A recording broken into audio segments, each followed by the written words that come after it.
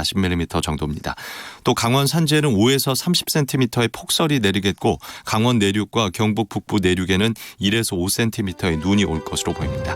비와 눈은 내일 오전까지 이어지다 대부분 그치겠지만 강원 영동과 경북 북부, 충북과 전북 내륙의 동부 지역은 오후까지 비가 이어지겠습니다. KBS 제1라디오 저녁 종합뉴스 지금까지 아나운서 김윤지, 이상호였습니다.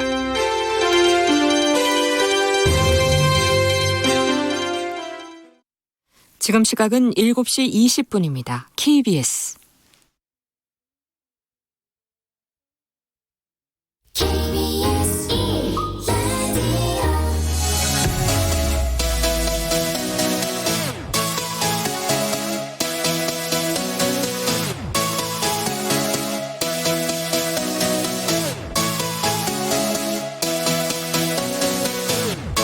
KBS 열린 토론.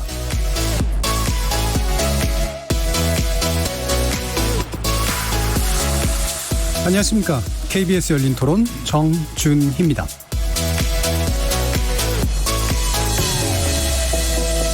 오늘 열린 토론은 신년 기획 변화하는 동북아 질서와 한반도 미래라는 주제로 청취자 여러분을 찾아뵙습니다. 임기 반환전을 맡고 있는 문재인 대통령, 오늘 2020년 새해 국정운영 방향을 담은 신년사를 발표했는데요.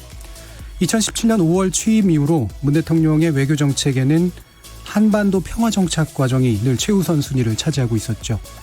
그런 만큼 오늘 신년사에도 남북관계 후퇴에 대한 우려에서부터 남북협력 증진을 위한 방안 모색까지 깊은 고민의 흔적이 엿보였습니다. 그래서 오늘 KBS 열린 토론에서는 신년기획 변화하는 동북아 질서와 한반도 미래라는 주제로 한반도를 둘러싼 동북아 외교 안보 상황이 그 어느 때보다 혼란스러운 요즘, 동북아 다자 협력을 통한 한반도 평화제체 구축이라는 우리 정부의 지향이 북미 비핵화 대화의 교차 상황, 그리고 변화하는 동북아 질서에 어떤 돌파구를 만들 수 있을지 세 분의 전문가들과 함께 깊이 있는 토론 나눠보겠습니다.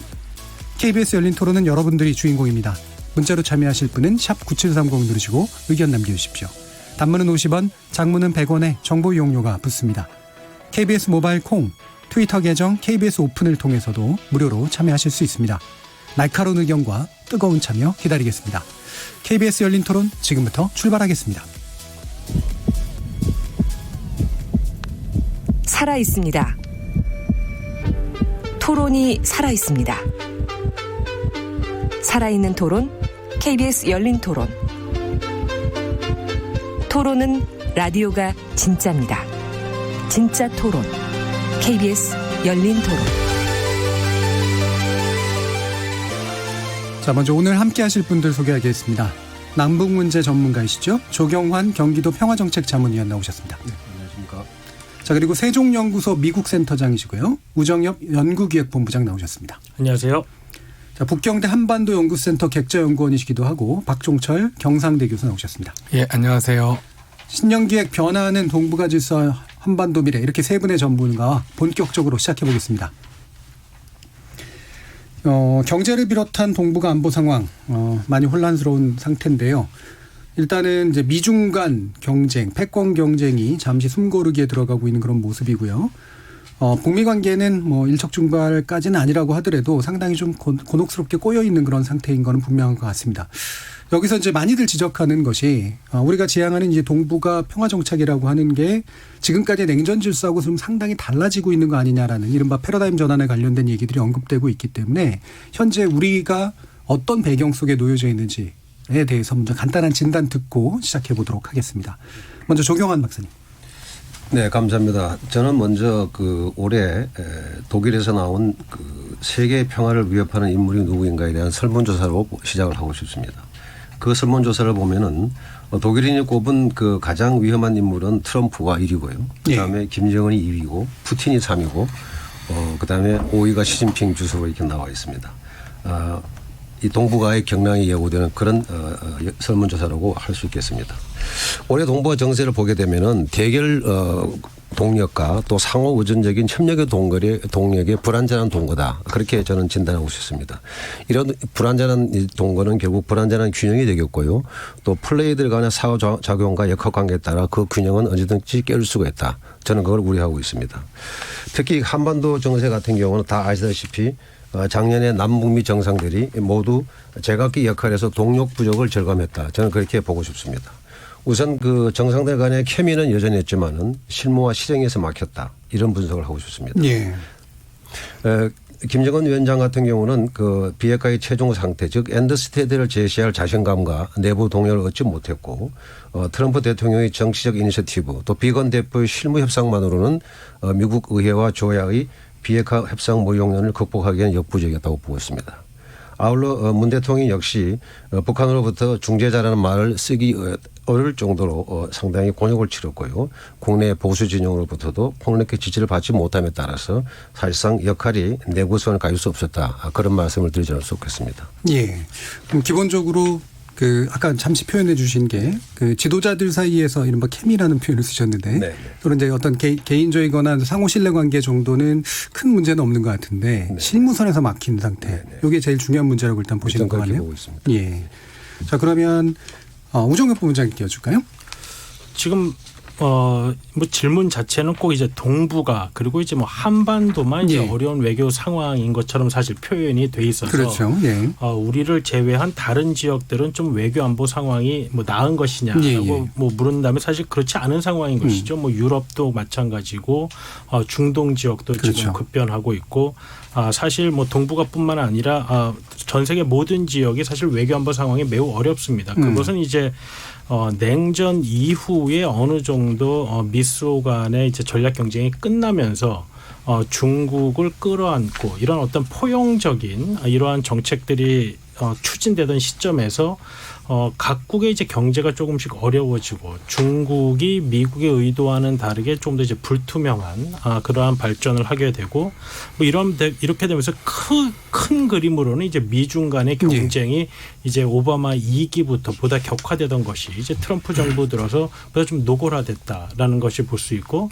또 마침 중국이 동북아에 위치하고 있다 보니까 과거 소련과 미국이 경쟁할 때는 대서양 중심으로 이루어지던 것이 이제 태평양 중심으로 이루어지고 미국이 그것을 견제하기 위해서 동북아 그다음에 이제 동남아 이쪽까지도 보다 많은 영향력을 끼치려고 하기 때문에 이러한 갈등이 이제 보다 심화되고 있는 상황입니다. 그리고 뭐 이러한 상황에 맞춰서 또 이제 각국의 어떤 민족주의적인 그리고 국내 정치를 신경 쓸 수밖에 없는 이런 상황들이 강해지면서 한국과 일본 사이에도 문제가 생기는 것이고 이런 상황에서 이제 북한의 문제가 좀 해결됐으면 좋겠는데 사실 이제 이 문제는 너무도 오래된 문제라서 이것이 뭐 갑자기 드러난 문제라고 보기는 어려운 것이죠. 그래서 이 현재의 외교 안보적인 문제가 뭐 지금의 당장 뭐 생긴 문제라기보다는 냉전 이후 잠시 수그러졌던 국가들 간의 경쟁 관계가 다시금 강해지는 상황에서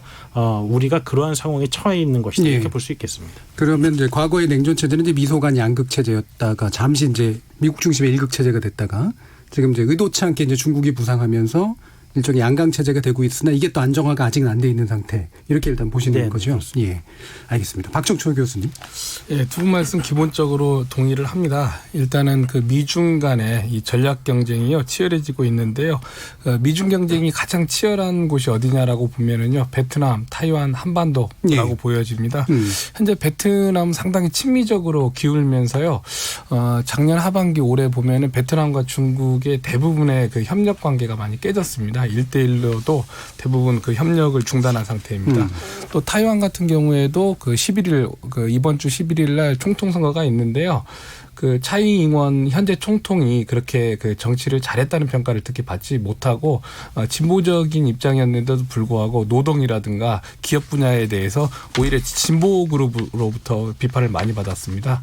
그런데 홍콩 문제가 불거지면서요. 상당히 그 타이완 내부에서도 민족주의적인 정서가 강해지면서 다시 그 민진당의 차이 잉원 총통의 지지율이 올라가는 반사 이익을 많이 얻기도 했습니다.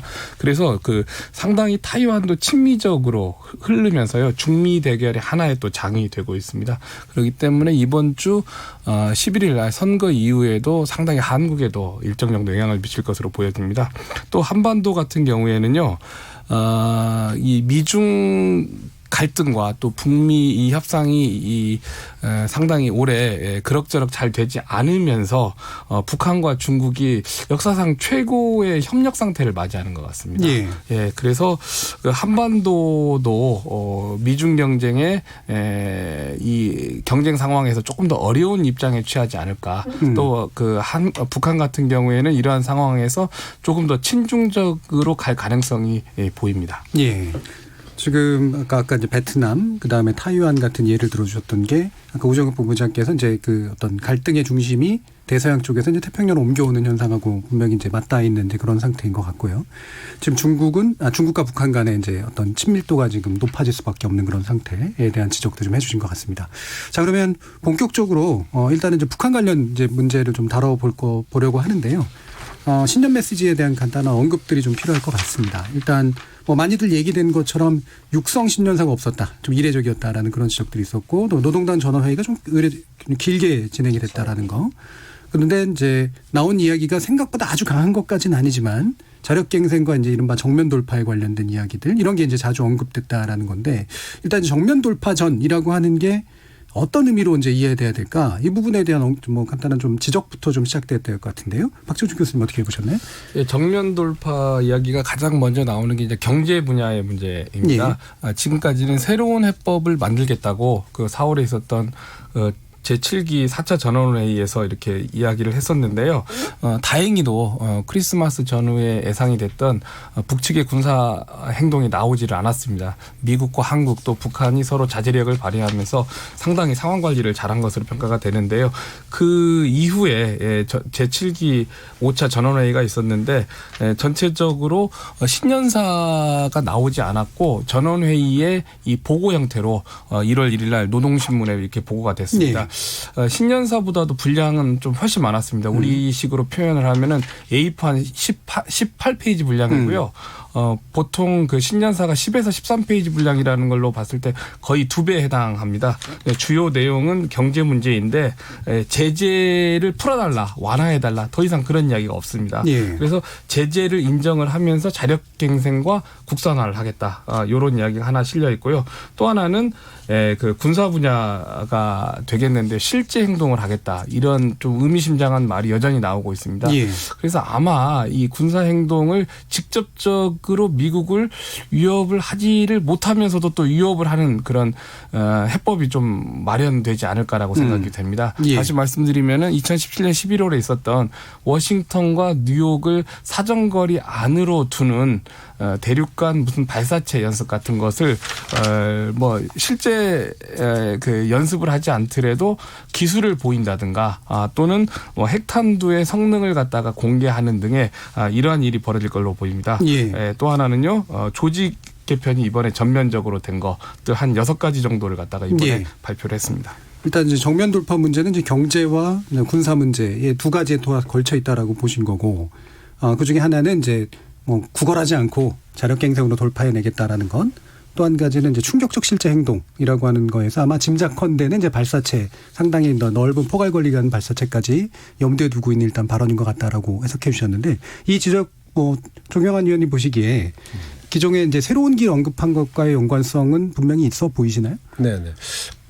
다만 이 전원회의 내용을 조금 보완하고 싶은 게요. 예. 사실 올해는 이제 당 창건 75돌이고요. 또 경제 발전 5개년 계획이 전략이 종료하는 그런 해입니다. 김정은 정권으로서는 굉장히 그 운명의 향배가 달린 해로 보고 있다. 저는 그렇게 보고 있습니다. 그래서 결과 보고서를 보면은 굉장히 연구를 많이 한 것을 흔적을 볼 수 있고요. 특히 경제를 비롯한 각 분야의 문제점과 약점을 솔직하게 드러냈습니다. 그만큼 위기의식이 발로다. 저는 그렇게 보고 있습니다. 다음에 정면 돌파로 볼 수 있는 것이 어제 이 정부 당국에서 발표가 나왔습니다마는 국제 제재와 핵 개발 포기 이것을 교환하지 않겠다. 이것을 이제 그 불가를 천명한 것으로 볼 수 있겠습니다. 예. 또 하나 문제는 지금 가장 큰 문제가 민생이 되겠는데요. 사실 김정은 위원장은 취임 일성으로 주민들한테 다시는 허리띠를 졸라매지 않게 하겠다 이렇게 약속을 했었던 거죠. 그러나 이제 그 약속을 못 지키게 된 겁니다. 그래서 그것은 결국 미국의 제재 때문이다. 또 대북 적대적 정책 때문이다. 이런 책임 전가를 하고 있죠. 그리고서는 주민들에서는 이제 생산을 독려하고 절약을 독려하는 것입니다. 문제는 저는 이것이 김정은 정권이 절대 권력으로서 모든 걸 다 할 수 있지만은 그러나 하지 못하는 것이 바로 경제 문제입니다. 예. 그래서 이것이 굉장히 큰 관건인데요. 결국 경제 문제는 주민들이 결국 그 배불리 먹지 못하더라도 살 수는 있지만은 그것이 지속이 되면은 지도자에 대한 그 신뢰성 또 절대성에 대한 신변 약화 뭐 이런 것이 이어진단 말이죠. 그래서 그런 그 민심 위반을 막는 것이 최대한 과제가 된다 이렇게 저는 보고 있고요. 예. 또 하나 말씀드리고 싶은 것은 우리 박 교수님께서 말씀하신 대로 전체적으로 보면은 사실상 새로운 내용은 없습니다. 왜냐하면 이미 대미 강경 노선을 분명히 하고 있었고요. 또 사실상 비핵화 협상 중단을 선언한 그런 상태가 있었습니다. 그래서 표면상으로는 마치 2013년에 경제 핵 개발 병진 노선으로 복귀한 것 같이 예. 보이지만은 이미 작년 2월 하노이 노딜 이후에 준비해왔던 것, 자력 경생 이런 것들을 집대성한 것이다 이렇게 예. 보고 있고요. 더군다나 이제 그 중국과 러시아 후원에 기대해서 안정적으로 정세를 관리하겠다, 또 경제를 업그레이드하겠다, 뭐 예. 이런 이 답답함이 묻어 있습니다. 예. 그런데 문제는 그런 경제 오린이 과연 해결책을 가져올 수 있겠느냐 이것은 별개의 문제로 보입니다. 예. 일단 이제 경제 군사 문제 결국은 이 부분이 이제 핵심적인 것들은 맞는데 그럼 뭐 경제 문제를 약간 좀 이따 짚어보고 일단 군사 문제 한번 보죠. 그러니까 아마 제일 관심을 많이 가지실 그런 부분이었는데 크리스마스 선물 얘기 있었잖아요. 그래서 이번에 이제 어떤 일이 벌어질까 이제 사실 굉장히 좀 노심초사했던 면도 있는데 현재 이제 이 언급으로 보시면 우정혁 본부장께서 보시기에는 이게 이제 상당히 강력한 실제 행동으로 실제 옮겨질 시점이나 이런 것들이 상당히 좀 오고 있다고 보시나요? 사실 북한이 지난 스톡홀름 협상 10월 스톡홀름 협상 결렬 이후에 연이어서 내놓은 성명들을 보면 크리스마스 아니면 뭐 연초에는 꼭 무엇인가 할 것 같은 그런 느낌을 많이 줬었는데 사실 이제 그런 거 없이 지나갔고 그리고 이제 사람들이 생각한 것이 만약에 그러한 도발이 아니더라도 뭐 좀 강한 신년사를 내놓지 않겠느냐 하는 예상이 많았는데 지금 우리가 이야기하고 있는 대로 이제 전원회의 결과문으로 이제 대체했다는 것이죠. 예. 근데 이제 우리가 2018년과 2019년을 되돌아보면 2018년 신년사에서는 이제 평창 올림픽 참가를 이제 이야기했었고 2019년 신년사에서는 트럼프 대통령과 다시 한번 마주 앉겠다. 뭐 이런 이야기를 하면서 무언가 구체적인 어떤 행동 방향에 대해서 이야기를 했는데 이번에 이 전원회의 결과물을 보면 북한의 상황 인식에 대해서는 알 수 있지만 그래서 어떻게 하겠다는 그러니까요. 것인지에 대한 좀 구체적인 김정은 위원장으로부터의 직접적인 지침은 지금 없는 상황인 것이죠. 그래서 이제 우리는 지난 10월 이후에 나왔던 북한의 성명들과 이번에 나온 전원회의 결과물을 좀 이제 우리가 이제 해석을 하는 것인데 여전히 한 가지는 확실한 것 같습니다. 그 한 가지는 현재 미국이 의도하는 대로의 실무 협상은 이제 거부하겠다라는 뜻은 분명해 보이고요. 그렇다고 해서 트럼프 대통령과 김정은 위원장 사이의 담판까지도 거부하는 것은 아니다. 왜냐하면 이 성명의 내용을 보면 상당히 좀 조절한 흔적이 보입니다. 그리고 네. 트럼프 대통령을 직접 비난하지 않고 그리고 대화의 문을 완전히 닫겠다라는 이야기도 없는 것으로 그렇죠. 봐서는 현재 미국이 이제 스티븐 비건 대표가 주축이 된 그런 실무 협상팀과의 협상은 더 이상 의미가 없지만 아직까지 우리가 행동을 자제함으로써 미국에게 한 번 더 기회를 주겠다. 좀 이런 의미로 저희가 해석할 수 있는 것 같습니다. 예. 안 그래도 이제 크리스마스 선물 얘기 한참 나오고 그럴 때 사실 뭐 글로벌 호크도 이제 떴고 그다음에 또 마침 이란 사태가 또 터졌잖아요. 이란은 이제 물론 이제 발사체를 멀리 보내는 정도 수준까지는 아니지만 이제 북한 같은 게 사실 그런 정도의 기술을 갖고 있을 텐데 오늘 보니까 또 문정인 특보께서 얘기한 거 얘기 들어보니까 발사체를 그 정도 ICBM 수준으로 날릴 경우에는 아마 미국이 가만히 안 있을 거다. 이런 또 언급을 하셨단 말이에요. 실제로 그러리라 보시나요? 박조축 교수님. 네, 그렇기 때문에요. 이제 문제는 또 하나의 변수는 우리 중국을 좀 바라볼 필요가 있습니다. 예. 당연히 북한이 발사체 연습을 하면은 굉장히 미국을 크게 자극을 하게 되겠죠. 그런데 이제 그걸 이제 명시적으로 미사일로 표시를 하느냐 또는 이제 인공위성 연습을 하느냐에 따라서는 조금 다른 해석이 나올 여지도 있고요. 또 하나는 그 9월 이후에 북한에서 수차례에 걸친 단거리 미사일 실험과 방사체 연습을 했을 때 상당히 첨단 기능이 들어갔음에도 불구하고 트럼프 대통령과 문재인 대통령은 유엔 안보리 결의안 위반이 아니라고 했습니다. 그래서 해석의 여지를 둔 실험을 할 가능성이 있습니다. 다만 현재 문제가 되는 게요. 2019년 한 해 동안에 한반도 문제에서 꽃놀이패를 갖게 된 것이 바로 중국이 아닌가라고 생각합니다. 중국은 그 하노이 결렬 이후에요. 상당히 긴밀하게 북한과 접촉을 하면서 그 북한이 요구했던 이 상응 조치 문제를 굉장히 고민을 하면서 미국이나 한국이 제공하지 않은 상응 조치 또 유엔 결의안 내에서 허용된 이 개별 관광 같은 거 또 인적 교류를 갖다가 대폭 이 강화를 했습니다. 그러면서 북한의 경제라든가 사회문화적으로 상당히 안정화를 시키는데 중국이 큰 역할을 했는데요.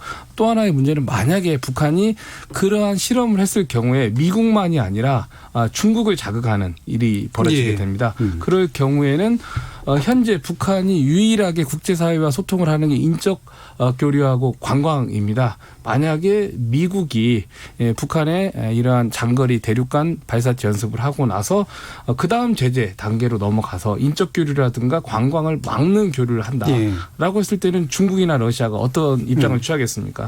반대로 현재 12월 이후에 유엔 안보리에서 러시아와 중국이 북한과 미국을 이렇게 중재 역할을 하기 위해서 이 현재 그 유엔 안보리 결의안을 완화하는 제안을 내놓고 있는데 이러한 모든 북한과 중국, 러시아의 노력이 없어지게 된다라는 또 하나의 함정이 있습니다. 예.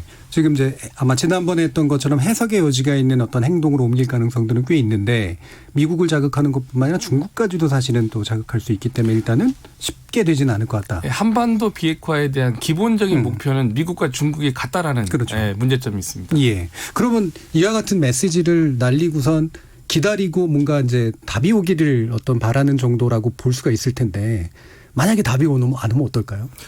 그러니까 그래서 지금 미국에서 이제 과연 크리스마스 선물이 무엇인지 아니면 이제 북한이 어떠한 도발을 할 것인지에 대해서 이제 미국 내에서도 전문가들 사이에 많은 의견 교환이 있었는데 이제 대부분은 북한이 너무 강한 도발을 하게 될 경우 이제 뭐 미국의 반응보다는 중국이 부정적인 반응을 할 것을 걱정해서 이 도발의 수위를 조절하지 않겠느냐 하는 의견이 많이 있었습니다. 근데 이제 또 문제는 북한이 지금 뭐 단순히 도발을 하는 게 목적이 아니라 도발을 통해서 이제 무언가를 얻고자 하는 것이 목적이라고 한다면 도대체 뭘 얻겠느냐. 그것은 이제 현재의 협상틀을 깨고 트럼프 대통령이 다시 한번 직접적인 관심을 가지면서 북한이 원하는 선 제재 완화와 같은 것을 들고 나오기를 원하는 것이죠.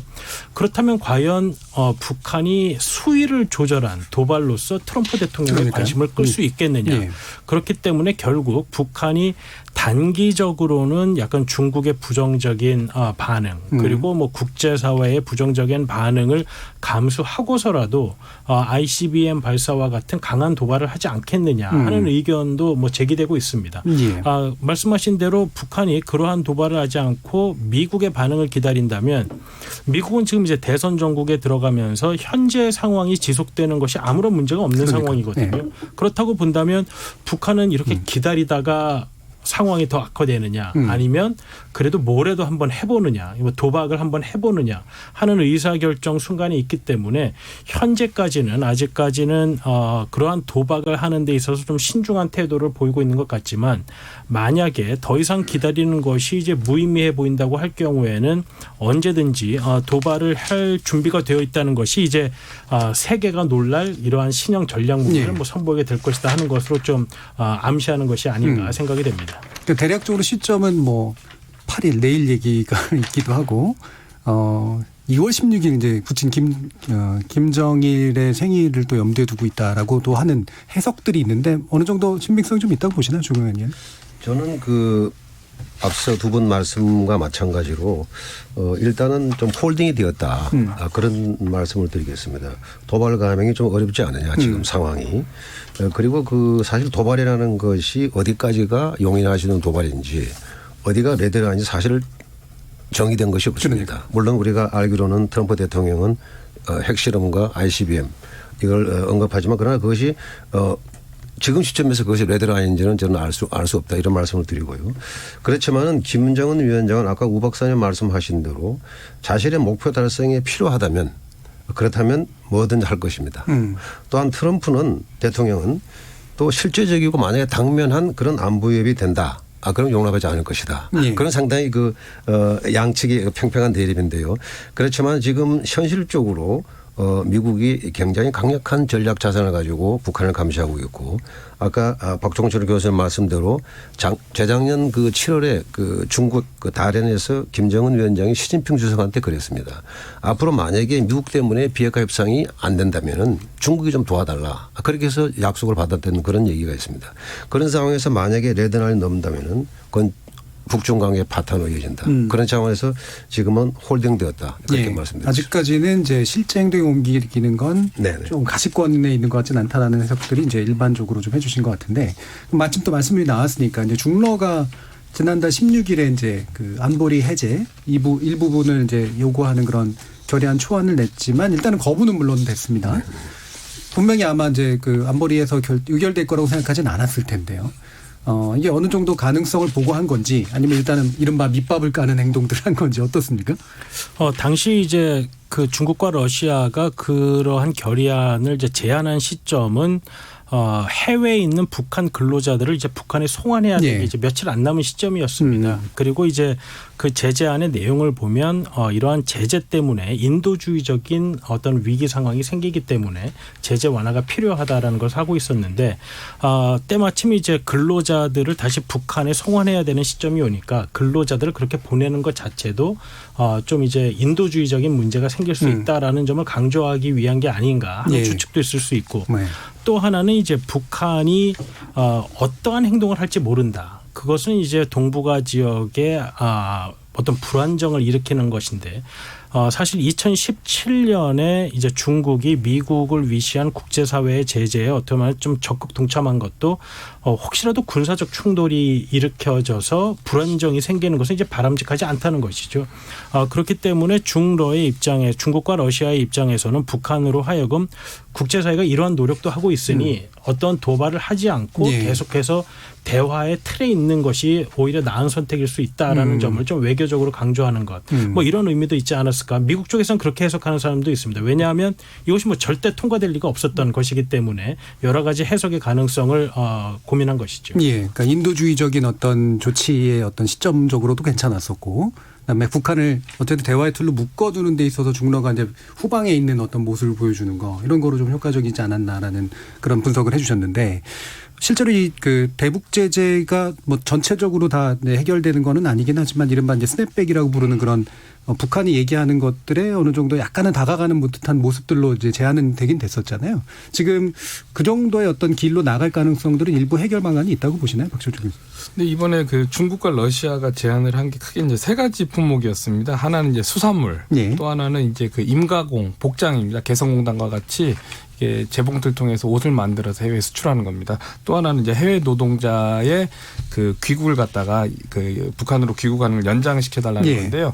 실질적으로 이러한 문제들이 북한의 핵과 미사일 개발과 직접적인 연관이 되느냐 이것은 중국과 러시아의 지적도 상당히 맞는 부분이 있지 않는가라고 생각이 듭니다. 실질적으로 뭐 수산물이라든가 복장 같은 경우에는요. 북한의 기층 주민들, 중층, 하층의 경제력을 가진 사람들이 실질적으로 얻는 얼마 안 되는 수입인데 이런 수입과 북한 핵과 미사일의 직접적인 개발의 연관성을 찾는다는 것은 중국과 러시아, 북한으로서는 굉장히 납득하기 어려운 것이 아닌가. 실제로 보니까 동상 수출 금지도 해제될라. 이 동상 되게 잘 만든다면서요, 북한이. 말씀하세요. 그렇기 때문에 이제 북한이 연말에 이러한 조치들로 인해 가지고 일정 정도 군사적인 행동을 하지 않는 것에 어느 정도 역할을 하지 않았는가 이런 이야기들이 좀 현재 나오고 있습니다. 그리고 중국과 러시아가 만약에 미국이 제재를 유지한다면은 제재 문제를 둘러싸고 계속적으로 북한에게 어떠한 경제 문제에 대한 이익을 제공을 한다든가 또는 이제 큰 틀에서는 나중에 미국과 협상이 파기가 됐을 경우에 한반도 비핵화를 북한이 유지한다면은 최소한 동결을 한다면은 중국과 러시아가 안전 보장을 어느 정도 예. 제공해주지 않는가 이러한 큰 메시지를 현재 북한에게 주고 있다라고 보여집니다. 어느 정도 국제사회에 얘기할 만한 그런 이슈들이었었고 그다음에 중국과 러시아가 후방 지원으로서의 어떤 위치도 단단히 하는 그런 측면이 있었다라는 건데 결국 보면 이제 어쨌든 대북 제재 문제가 계속해서 북한에게선 중요한 거긴 하잖아요. 근데 지금 이제 정면 돌파를 얘기했을 때 이 대북 제재가 있다고 하더라도 우리는 자력갱생하겠다라고 얘기하는 건데 이게 사실 너무 옛날 얘기 같거든요. 예전에 자력갱생 얘기했던 거하고 과연 실제로 뭔가 돌파할 만한 가능성들이 실제로 있습니까? 어떻습니까, 조 의원님? 우선 이 대북 제재 문제는 현재 북한 경제 실상과 예. 또 그들의 내구력 뭐 이런 것들을 같이 봐야 될 것 같은데요. 우리가 대북 제재를 볼 때 북한 경제 실상을 한번 보게 되면은 사실 지금 북한 경제가 국가 전략과 자원 배분의 변화가 있습니다. 이제 과거에 그 군 중심에서 민수 중심으로 전환해 왔고요. 예. 또 경제 계획이나 경쟁 시스템이 변화가 왔습니다. 과거에 생산 분배의 단위가 집단에서부터 개인으로 확대가 됐죠. 또 아울러서 과학기술이나 이제 생산의 향상에 대한 굉장히 노력을 많이 하고 있습니다. 물론 그 대외 경제 관계 확장은 지금 제재 때문에 길이 막혔지만 말이죠. 그래서 이러한 네 가지의 요체 때문에 그래도 북한은 지금 식량 사정이 현격히 좋아졌고 또 물가나 환율도 안정돼 있고 소비 활동도 괜찮다 이렇게 보고 있는 것입니다. 그렇지만 그 작년 12월에 나온 우리 통계청의 발표에 보면은 뭐 통계청 발표가 사실 정확하지는 않습니다. 북한의 통계라는 것은 김정은 위원장조차도 신뢰할 수 없는 것이 그 현실이고요. 또 그러한 그 부정확한 통계가 북한의 자체적 또 우리가 북한을 판단하는 그 리스크 요인을 작용하기도 합니다. 어쨌든 그 통계청 발표를 보면은 전체 경제 성장률이 2018년에 마이너스 4.1%입니다. 이것이 97년 이후에 최저가 되는 거죠. 이거는 2015년에 마이너스 1.1%, 16년에 3.9% 올라갔다가 17년에 마이너스 3.5%, 다시 이번에 마이너스 4.2% 된 거죠. 그리고 교육도 반토막이 났습니다. 그래서 북한 경제는 상당히 어렵다 이렇게 지금 볼 수가 있고요. 다만 지금 북한은 아시다시피 굉장히 내핍에 훈련이 돼 있다 이렇게 볼 수 있겠습니다. 그래서 무척 고통스럽지만 저는 견딜 수 있다 이렇게 보는 거죠. 그래서 또 하나 우리 박종철 교수님 말씀하시지만은 그간에 보면 목숨이 끊어지기 직전에 중국이 항상 도와준다. 예. 그것도 뭐 살 만큼은 도와준다. 그래서 북한도 그걸 잘 알고 있다. 이제 그래서 그런 면에서는 결국 내핍할 수 있다 이렇게 보고요. 또 하나는 지금 김정은 위원장이 당이 책임을 지고 이제 직접 개입하겠다. 이렇게 해서 굉장히 강력한 드라이브를 걸고 있는 것이 얼마나 효과를 거둘지 지켜볼 대목이라고 보겠습니다. 예, 일단 민수 중심의 경제 체제로 변환을 했기 때문에 어느 정도 효과는 있었지만 확실히 이제 대북 제재 때문에 대외 경제 문제에서 약간 막혀서 어려움을 내핍으로 일단은 뚫겠다라고 하는 정도인 것 같은데. 중국의 지원 이런 거. 그렇죠. 그러면 이제 미국이 계속해서 강조해왔던 것처럼 결국은 대북 제재를 강력히 하는 게 북한으로 핵을 포기하게 하고 국제 무대로 이끌어내는데 분명히 도움이 된다. 이런 식의 주장은 충분히 설득력이 있습니까? 지금 이제 북한이 자력갱생을 주장하는 것 자체, 그다음에 이번 전원회의 결과문에서 알 수 있듯이 어떤 고통, 곤란을 감내해야 된다라고 하는 것은 이제 제재가 불편한 것은 이제 분명한 것이죠. 하지만 이제 얼마나 빠르게 이제 북한의 이제 핵에 대한 계산을 바꿀 수 있을 것이냐 하는 문제는 이제 조금 다른 문제인 것 같고요.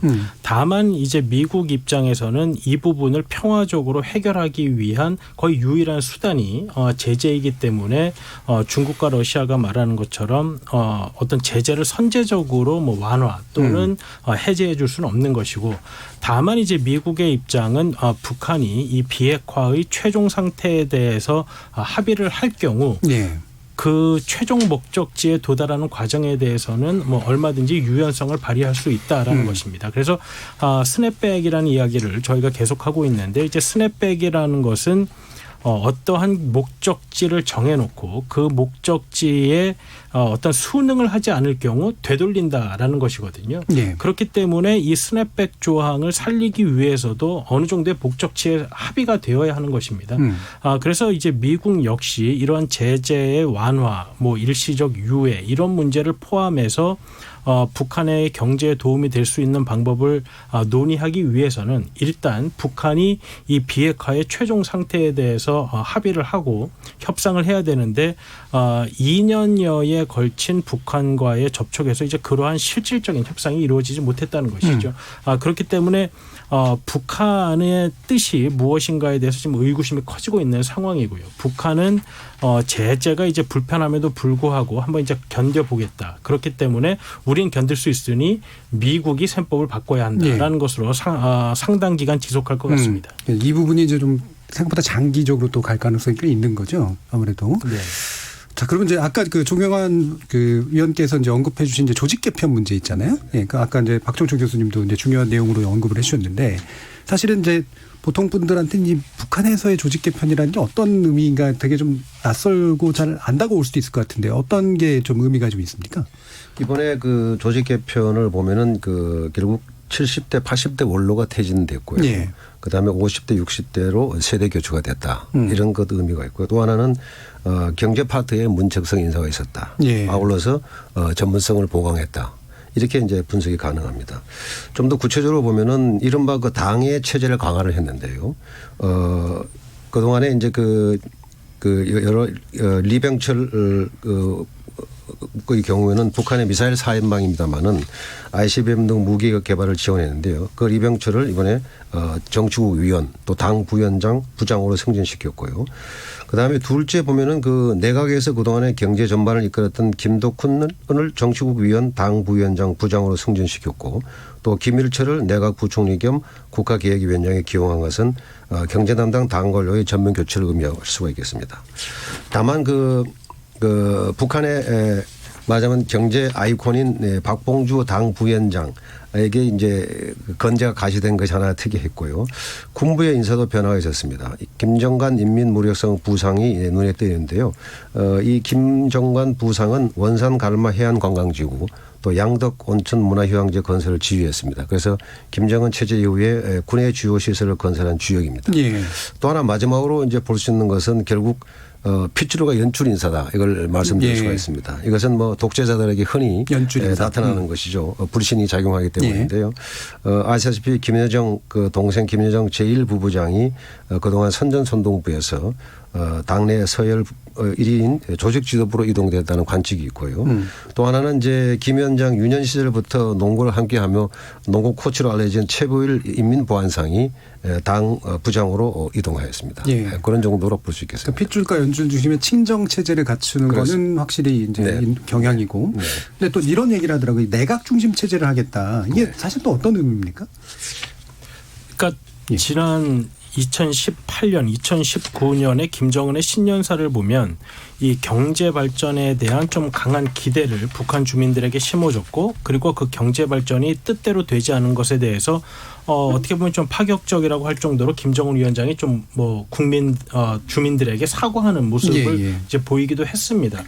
이제 그러한 상황에서 이제 올해 이 전원회의문을 보게 되면 어떻게 보면 좀 본인의 책임이라기보다는 이제 내각의 책임으로 어떻게 보면 좀 책임을 돌리는 모습을 보이고 있고 그리고 최근에 나온 이제 북한의 이런 북한 매체들의 이야기를 보면 국가의 관리가 좀 미치지 못한 부분이 있다라고 네. 이제 강조하고 있습니다. 그런 것들은 아마도 이제 협상이 장기화될 것이 분명해 보이고 그것은 다시 말해서 제재가 풀릴 가능성이 없고 그렇다면은 북한이 아무리 내수 경제를 원활히 돌린다고 하더라도 외부 자본의 유입이 없는 상황에서 경제 발전이 어렵다는 것이죠. 네. 그렇기 때문에 북한이 뭐 우리와 같은 민주주의 정치 체제가 아니기 때문에 뭐 주민에 대한 책임을 질 필요는 없지만 예. 그래도 이제 주민의 동요를 막기 위해서 그리고 김정은 위원장의 권위를 안정시키기 위해서는 어느 정도의 정치적인 변명이 필요한 상황인데 예, 예.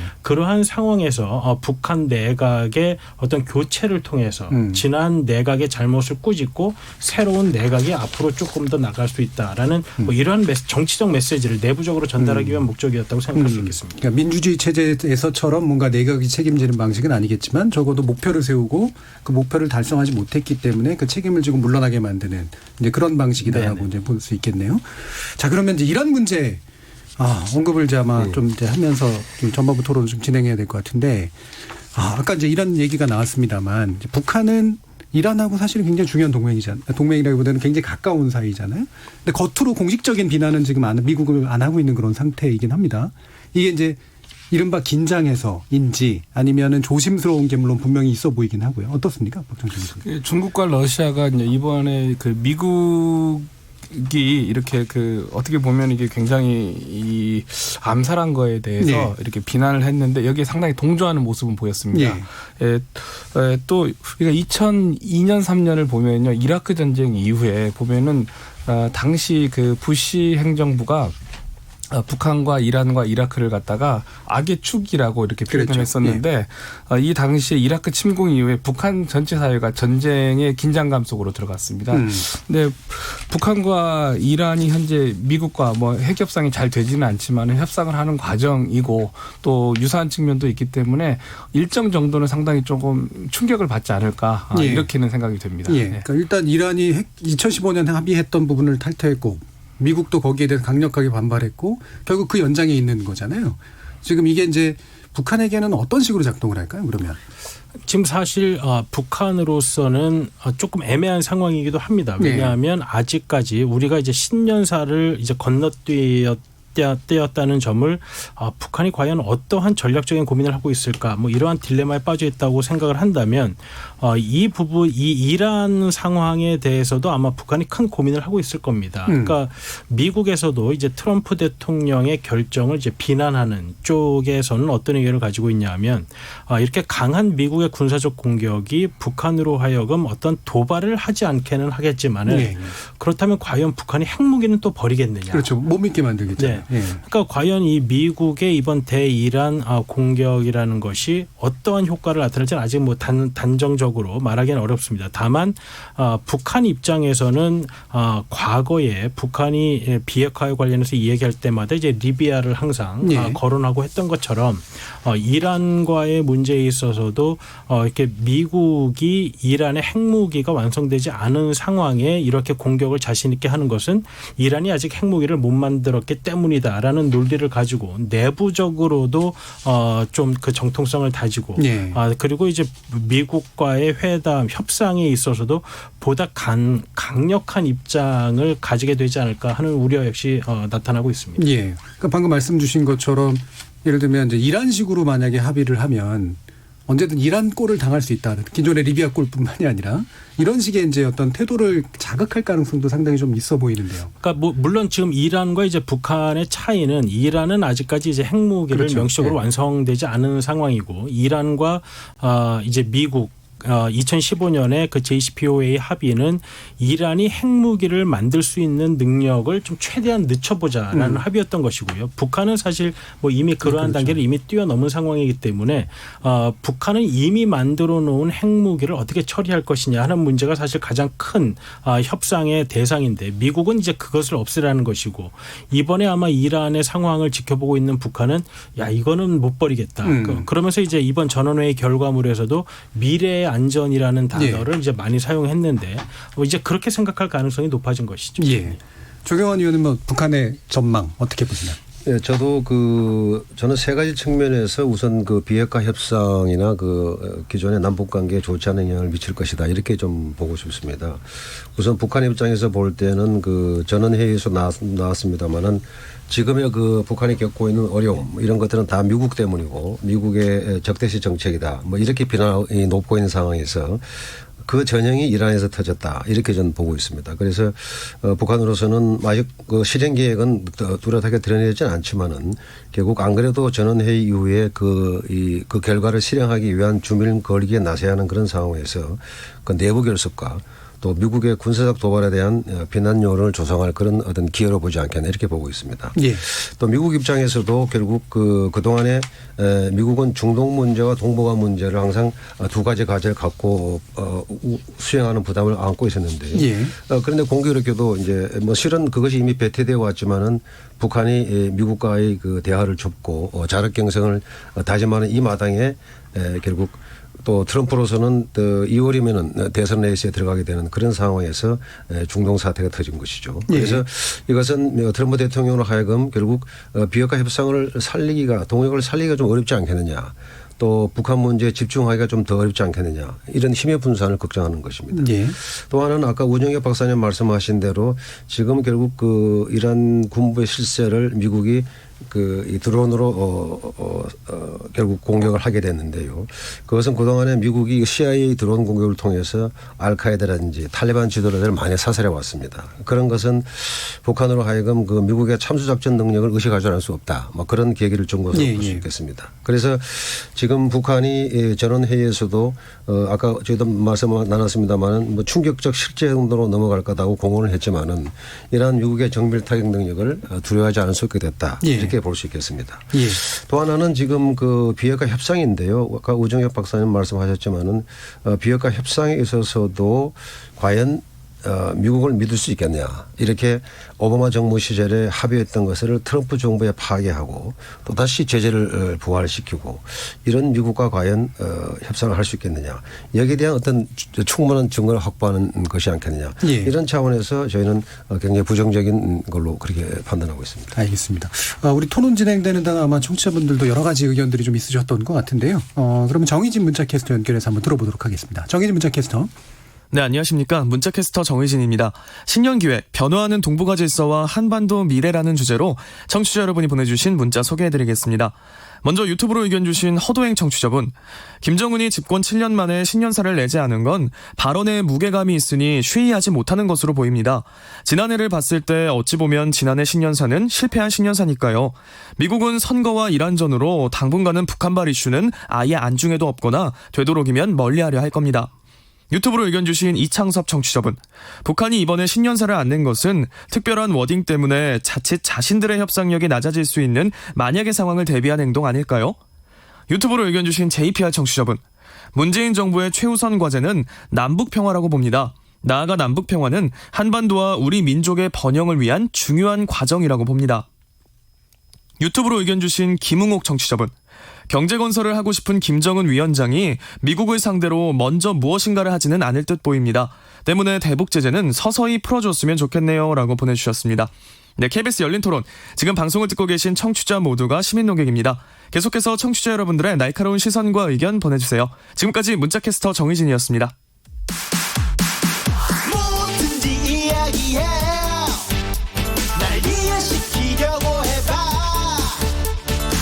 서로의 대화가 하나 되길 기대해 KBS 열린토론 KBS 열린 토론 후반부 토론 시작해 보겠습니다. 우정엽 세종연구소 연구기획본부장, 박종철 경상대 교수, 조경환 경기도 평화정책자문위원 이렇게 세 분과 함께 하고 있습니다. 자, 우리 한반도 그리고 우리 한국 정부가 어떤 것들을 해야 되는가의 문제에 이제 후반부는 좀 집중을 하려고 하는데요. 앞서도 이제 지금 언급해 주셨던 것처럼 이 냉전 체제 해체와 미중 간 구도로 2월 과정에서 생긴 여러 가지 이제 복잡한 변화의 문제들이 있는 것 같습니다. 뭐 예를 들면 여러 가지가 있겠습니다. 우리가 뭐 중간자 역할을 해야 된다, 뭐 주도적 역할을 해야 된다, 신남방, 신북방 여러 가지 얘기들이 일단 나왔는데요. 현재 구도 속에서 우리 정부의 외교 원칙은 기본적으로 어때야 된다라고 우리 박정철 교수님 보시나요? 예, 사실은 이제 뭐 미국이든 뭐 유럽이든 중국이든 일본이든 우리의 외교 원칙이 뭐냐라고 했을 때 현재는 뭐 평화로운 한반도 구상이라고 대답을 할 수가 있는데요. 네. 구체적인 내용들에 대해서 우리가 어느 정도 설명을 할 수 있는가는 또 별개의 문제인 것 같습니다. 또 2019년도에 중재자로서의 우리의 역할이 그 하노이 결렬 이후에 상당히 없어진 것 같아요. 네. 지금 현재는 미국도 북한도 우리 말을 잘 듣지 않고 중재자로서 뭐 북한 같은 경우에는 10월 11월 사이에 상당히 노골적으로 뭐 주제 넘은 중재자 이런 이야기를 하지 마라 이런 이야기도 많이 나오고 있습니다. 그리고 2017년하고 2018년을 비교해 보면요, 2017년은 상당히 핵실험과 또 ICBM 실험, 또 이 제재, 또 한미 연합 훈련이요, 이게 어우러지는 악순환의 연속의 과정이었습니다. 그런데 이러한 과정을 평창 올림픽을 통해 가지고 이 문재인 정부의 외교안보 라인이 이것을 넘어섰습니다. 네. 현재는 뭐 동결이긴 하지만은요, 현재 상당히 어느 정도는 선순환 구조를 가려고 노력을 하는데요.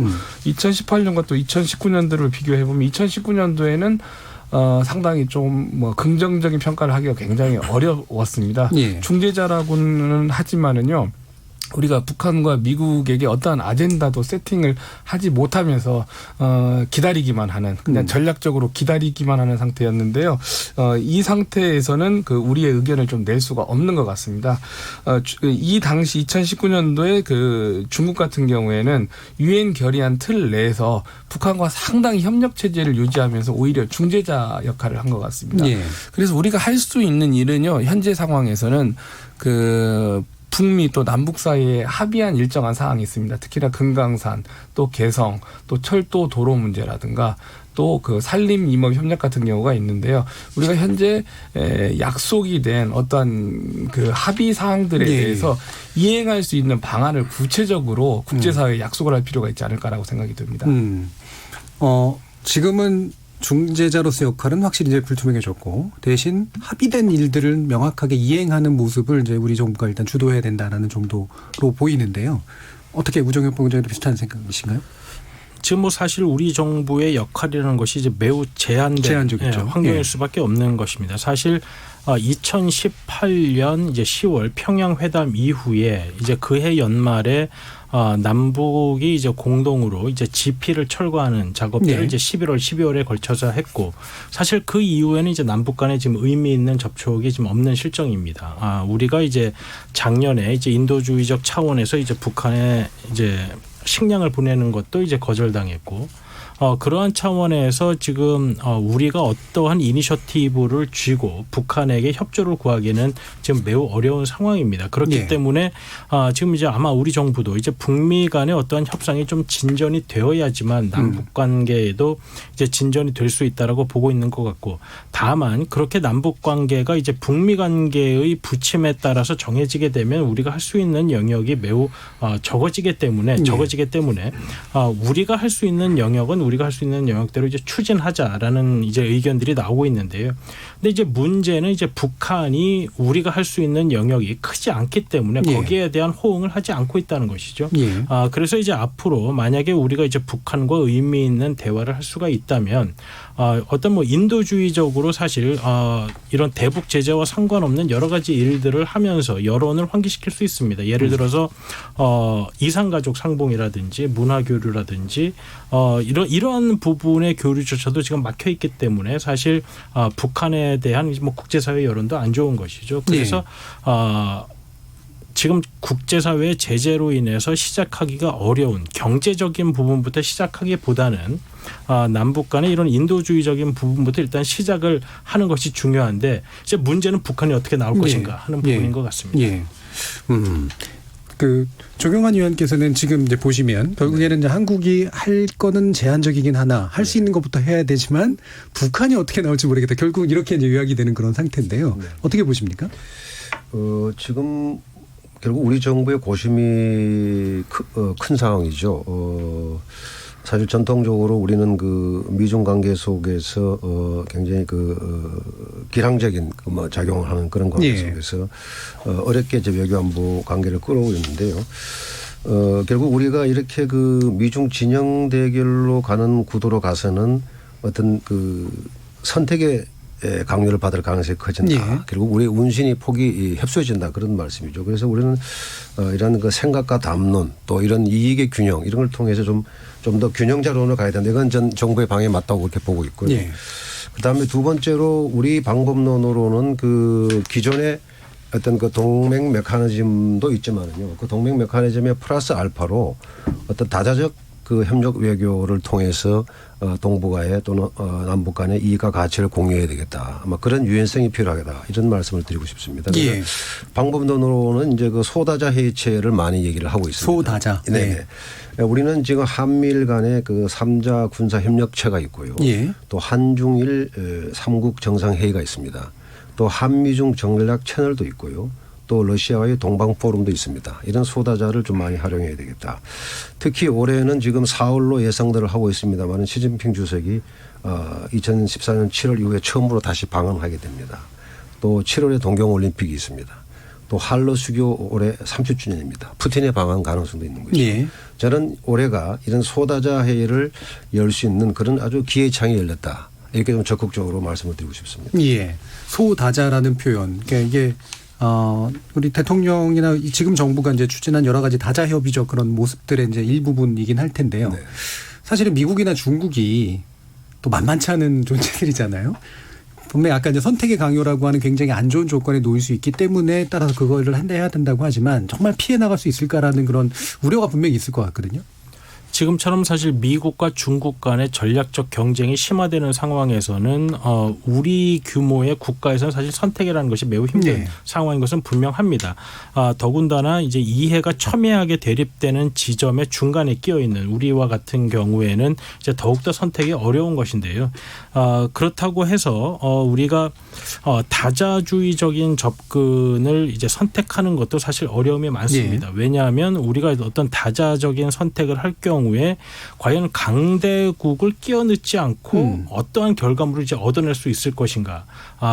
이런 소다자주의적인 접근을 가지고 이 강대국 간의 경쟁 구도를 깨뜨릴 수 있을 것인가. 네. 뭐 이러한 고민이 항상 있기 때문에 우리가 지금 이 강대국 간의 경쟁 구도에서 어쩔 수 없이 그리고 어떤 해결책으로서 이러한 부분을 추진하고는 있지만 그 결과물이 확실하지 않은 것도 역시 고민입니다. 박철준 교수님 의견 어떠세요? 그 대화에 이제 몇 가지 축이 있는데요. 가장 중요한 축은 현재 북미 대화가 되고 있고 예. 또 하나의 축은 이제 남북 대화가 되고 있는데요. 이제 이 두 축 중에 우리가 이제 움직일 수 있는 축이 이제 북미 대화가 굉장히 어려워졌다. 그러나 남북 대화를 우리가 어떻게 추동할 것인가. 그리고 정부 간의 채널이 막혔을 경우에 우회할 수 있는 방법은 없는가도 좀 고민해 볼 필요가 있는 것 같습니다. 2019년도에는요. 우리가 하노이 결렬 이후에 그 북한이 선미 훈함의 태도를 취한다 이런 이야기를 했는데 오히려 북한에서는 오히려 한국이 한국이 먼저 미국과의 대화를 한 뒤에 그 남북 대화를 하려고 하는 것이 아닌가 거꾸로 또 의문을 제기하고 있는 거거든요. 그런데 우리가 현재 주도적인 외교를 하지 못하기 때문에요.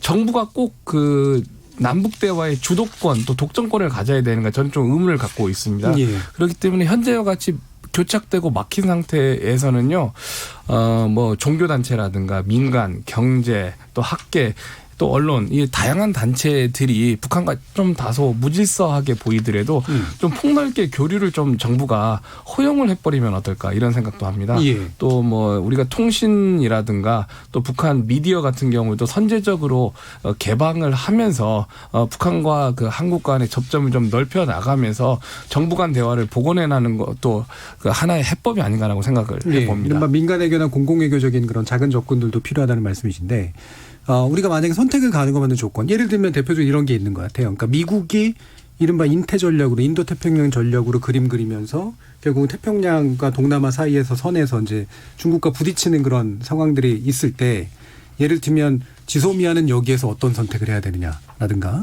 아니면 중국과의 관계를 또 어떻게 구상해야 되냐라든가 이런 문제들이 있을 거 아니에요? 그러니까 예를 들어서 금강산 관광 같은 경우도 예. 우리가 잘 안 되는 이유 중에 하나가 뭐 최근에 이제 많이 나오는 이유가 남북 사이에 직접적인 이 통로를 갖다가 그 유엔사가 막고 있다. 또는 예. 한미 워킹 그룹이 제재를 갖다가 강력하게 준수를 요구를 하면서 남북 대화를 막고 있다. 예. 이런 이야기를 많이 하고 있습니다. 그런데 남북 그 양쪽의 당국자가 원한다면은 꼭 DMZ를 넘을 필요는 아직은 없다라고 생각을 합니다. 뭐 이산가족 문제라든가 또는 관광객 같은 경우에는 배를 이용한다거나 또는 이제 중국을 경유해서도 남북 교류는 얼마든지 가능한 것이고 2018년 19년도에 보면은요 그 중국인 수백만 정도가 북한을 방문을 했습니다.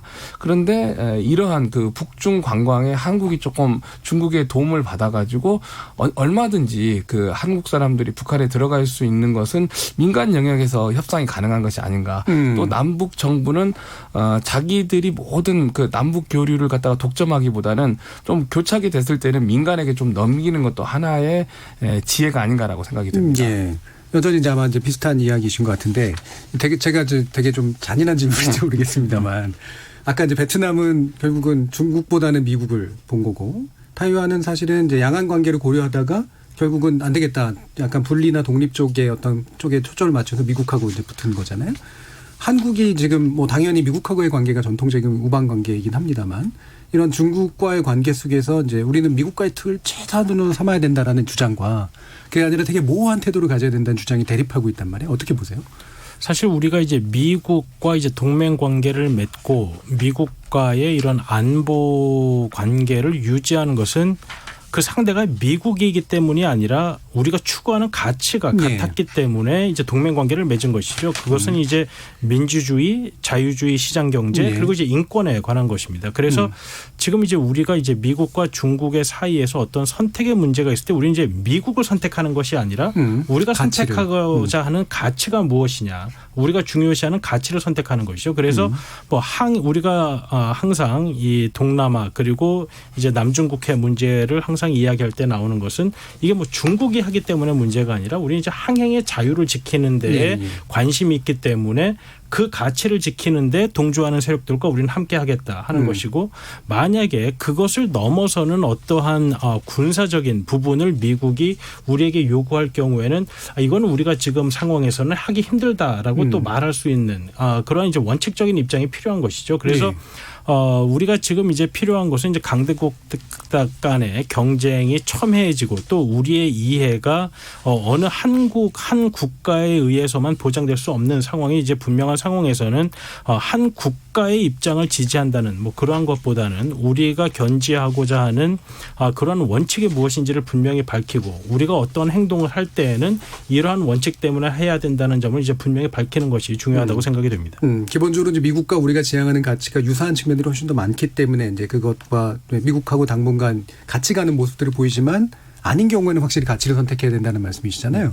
그러니까 예를 들면 이제 트럼프 대통령이 사실은 자유무역 질서를 깨는 행동들을 했을 때 그때도 이제 그 비슷한 예라고 볼 수 있는 건가요?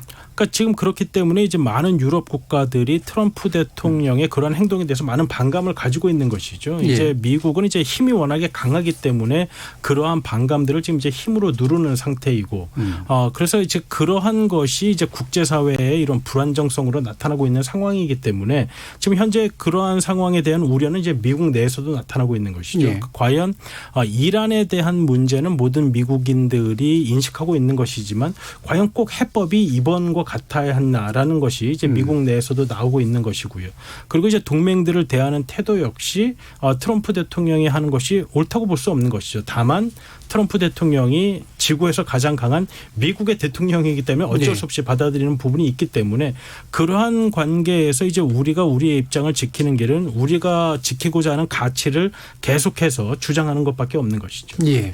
다시 그럼 북한 문제로 좀 가보죠. 그러니까 결국은 이제 북한 문제는 약간 좀 자잘한 어떤 다른 쌓아올림을 통해서 이제 문제를 장기적으로 해결해 나가야 되는 상태뿐이 아닌 것 같은데, 이른바 뉴욕 채널이 일부 가동되기 시작했다라는 그런 소식들이 좀 나오더라고요. 조경환 위원이 이 뉴욕 채널이라고 하는 것이 현재 그러니까 뉴욕 채널은 사실 큰 의미는 저는 이제 없다고 봅니다. 왜냐하면 뉴욕 채널을 통해서 어떤 구체적인 협상의 내용을 다루지는 않기 때문인데요. 근데 이제 뉴욕 채널이 닫혔던 때가 있었죠. 언제였냐면 작년 하노이 회담이 결렬되고 그리고 판문점 회동이 있기 전까지는 미국 이제 그 대북 정책 특별 대표실에서 북한의 뉴욕 대표부에 전화를 걸더라도 전혀 받지를 않았다는 것이죠. 그 이제 뉴욕 채널이 가동되지 않은 것이고요. 그 다음에 이제 사실 판문점 6월 30일 판문점 회동 이후 사실 김정은 위원장이 수준의 실무 협상 재개를 이야기했는데 이제 재개가 되지 않았죠. 10월 스톡홀름 때까지. 이제 그때는 이제 이제 미국에서 뉴욕으로 전화를 했을 때 이제 받더라는 겁니다. 다만 아직 정해진 게 없으니 기다려라 하는 이제 반응만 있었다는 것이죠. 그래서 이제 그리고 또 이제 한 가지 사례는 지난 12월에 이제 스티븐 비건 대표가 한국을 와서 이제 판문점에서 이제 최선희를 만나고자 하는 그런 상황이 있었는데, 그때도 이제 미국 대북 정책 특별 대표실에서 스티븐 비건 대표가 한국을 오기 전에 뉴욕의 북한 대표부에 전화를 해서 우리가 이제 한국을 가는데 판문점에서 만났으면 좋겠다라는 이야기를 전달했고, 북한도 메시지를 전달하겠다라는 이야기를 하는 것이죠. 그래서 이제 뉴욕 채널이라는 것은 이제 그 정도의 메시지를 전달하는 것이지, 뉴욕 채널이 어떻게 좀 몰래 만나서 뭐 협상을 한다거나 비밀리에 뭐 과거에 이제 남북 간의 제3국가에서 만나서 협상을 하는 뭐 이런 식은 아니기 때문에 뉴욕 채널이 닫혀 있다는 것은 뭐 바람직하진 않지만 열렸다는 것이 꼭 어떠한 협상의 진전을 의미한다고는 볼 수 없는 것 같습니다. 그러니까 뉴욕 채널이 뭐 열리는 건 좋은 일인데 이게 우리가 생각하는 것처럼 뭐 실무 간의 협상을 대체하거나 뭔가 정상 간의 회담들을 막 이끌어낼 만 정도의 힘은 아니다 이런 거죠. 네, 그래도 뭐 여전히 양국 간의 메시지를 전달할 수 있다는 측면에서는 열려 있는 것이 좋은 것이죠. 긍정적인 네, 건 맞고요. 예. 어떻습니까? 이게 북미 간의 그런 대화는 이제 길어질 거다라고 이제 지금 얘기되는데 뭐 이를테면 지금 재선 문제까지 갔을 때 저는 제가 보기에는 사실은 트럼프 대통령이 쉽게 뭔가 움직일 것 같지는 않거든요. 뭐 다시 반복하지만은요. 예. 이제 그 올해 상당히 지금 북미 관계도 불투명하고 남북 관계는 현재 그 전원회의 보고에서 보면 어떠한 내용도 현재 밝히지 않고 있습니다. 제가 생각했을 때는 10월 11월에는 그 남측의 태도를 갖다가 상당히 비난을 했는데 현재 입장을 밝히지 않는 걸로 보아가지고 북한이 북미 관계뿐만이 아니라 남북 관계는 더 고심이 깊은 것이 아닌가 이렇게 생각이 되는데요. 다시 한번 말씀드리지만은 이 그 북한의 핵 위협이라든가 또 한반도 평화 문제에 있어서 가장 당사자는 우리입니다. 예. 그래서 미국과 북한이 어떠한 협상을 하기를 기다린다거나 이 전략적인 인내라든가 이 기다림의 태도를 조금 벗어나가지고 우리가 할 수 있는 일을 먼저 즉시 좀 실행을 할 수 있는 태세로 조금 정부라든가 민간이 전환해야 되지 않을까라고 생각이 됩니다. 예. 우리가 이제 즉시 실행해야 될 부분은 이미 남북 지도자 사이에 약속을 했기 때문에 예. 뭐 개성, 금강산, 관광, 산림협력 같은 이 유엔 결의안에 위반하지 않는 문제들에 대해서는 즉시라도 좀 만날 수 있는 태세로 전환을 해야 된다 이렇게 생각을 합니다. 예. 지금 이제 문 대통령 신년사에서도 그게 읽히긴 하는데요. 조경환 의원 보시기에도 이런 정부가 이제 문 대통령의 입을 통해서 나온 방침은 실현 가능성이 좀 있다라고 생각하시나요? 네, 지금 그 모두에 말씀드린 대로 북한이 그 제재 해제와 핵포기를 교환하지 않겠다. 네. 이렇게 지금 해서 사실상 비핵화의 몸값을 최대한 올렸습니다. 그런 상황에서 지금 자력갱생, 다시 말하면 각자도생으로 이제 장기적 상황 관리에 들어갔고요. 트럼프 대통령 역시 당장 2월이면 벌써 코커스 프라이머리에 들어가게 되기 때문에 대선 일정에 몰입해야 되는 상황이다. 그래서 상당 기간 교착에 불가피한 상황인데 그렇다면 우리 문재인 정부로서는 손을 놓고 있을 수 없지 않느냐. 그런 차원에서 오늘 신년사에서 대통령이 밝힌 그런 어떤 다양한 수단들은 그건 좀 동의한다. 그렇게 얘기할 수 있겠습니다. 예. 그러나 조금 더 그 신년사 문제를 좀 더 보게 되면요. 결국 미국 간의 지금 비핵화 협상의 불씨를 살리고 또 우리가 할 수 있는 것 다 할 수 있겠다. 뭐 그런 것을 동원한 것은 뭐 틀림없는 것 같습니다. 그리고 지금 교착 국면이고 또 위기 상황이고 이런 상황에서 나름대로 적절한 시점에 적절한 수위의 대안들을 제시했다. 이렇게 볼 수 있겠습니다. 그리고 또 하나는 남북관계 개선을 통해서 지금 힘들어진 그 미북 관계 또 북미 관계를 견인해 보겠다는 그런 절박감 뭐 그런 고뇌를 또 묻어난다 이렇게 볼 수 있겠습니다. 그리고 아울러서 지금 이왕 신년사가 나왔으니까 김정은 위원장의 답방 문제도 사실은 뭐 성사 여부를 떠나서 대통령으로서는 할 수 있는 것이 아니냐 그런 대안을 볼 수 있겠습니다. 왜냐하면은 이미 2018년 9.19 평양 공동선언 마지막에 거기에 김정은 위원장은 문 대통령이 초청하면 이런 시일 내에 서울을 방문하기로 했다. 이렇게 이제 규정이 되어 있단 말이죠. 그래서 저는 작년 1년간에 우리 정부가 결국 남북 협력의 호기를 북미 대화를 앞세워서 제대로 살지 못했다는 그런 대통령의 후회 공감해 간다고 보고 있습니다. 지금 사실 학계와 시민사회에서는 왜 정부가 그때 좀 더 적극적으로 행동하지 않느냐 여기에 대한 아쉬움을 토론하고 있는 게 사실인 거죠. 그래서 지금 남북 간 철도도로 연결 사업 실현이라든지 또 남북 간 관광 재개라든지 여기에 천착하는 것도 현실적으로는 좋은 시도다 이렇게 평가하고 싶습니다. 알겠습니다. 이제 뭐 시간이 거의 다 돼서 마지막 질문은 제가 우종혁 본부장님께 드려야 될 것 같은데요. 그러니까 잘 안 될 때를 대비한 플랜 B까지 포함해서 과연 지금 우리 정책 어떻게 나가는 게 좋을지 제언 부탁드립니다. 지금 사실 우리 정부의 역할이 매우 제한적이기 때문에 북미 간의 대화를 뭐 견인하기에는 현재 우리가 가지고 있는 수단이 매우 제한적입니다. 근데 이제 우리가 손을 놓고 있을 수 없는 것은 우리가 하지 않으면 이 상황이 더욱더 이제 악화되고 더욱더 대화의 가능성은 이제 닫혀버리기 때문이죠. 그래서 지금 이제 우리가 하고자 하는 그러한 노력들이 당장 어떤 결과물을 가져올 수는 없지만 북한과 미국에게 끊임없이 대화를 제의하고 그리고 이제 요청함으로써 이러한 대화가 완전히 닫혀버리지 않도록 하는 것이 2020년 상반기에는 우리 정부에게 주어진 가장 중요한 일이 아닌가 생각이 됩니다. 비록 활동의 폭은 제약되어 있지만 대화의 끈을 놓치지 않는 역할 안에서 우리가 할 수 있는 것들을 최대한 밀고 나가는 그런 상황이 필요한 것 같습니다. KBS 열린 토론, 오늘은 신년기획 변화하는 동북아 질서와 한반도 미래라는 주제로 세 분의 전문가와 함께 토론해봤습니다. 오늘 함께해 주신 박종철 경상대 교수님, 조경환 경기도 평화정책자문위원님, 그리고 우정엽 세종연구소 연구기획부본장님, 세 분 모두 수고하셨습니다. 감사합니다. 감사합니다. 참여해 주신 시민 농객께도 감사하다는 말씀 전합니다. 청취자들의 적극적인 참여를 만드는 KBS 열린 토론, 나중에 팟캐스트 준비되어 있고요. 매일 새벽 1시에 재방송도 됩니다. 저는 내일 저녁 7시 20분에 다시 찾아뵙겠습니다. 지금까지 KBS 열린 토론 정준이었습니다.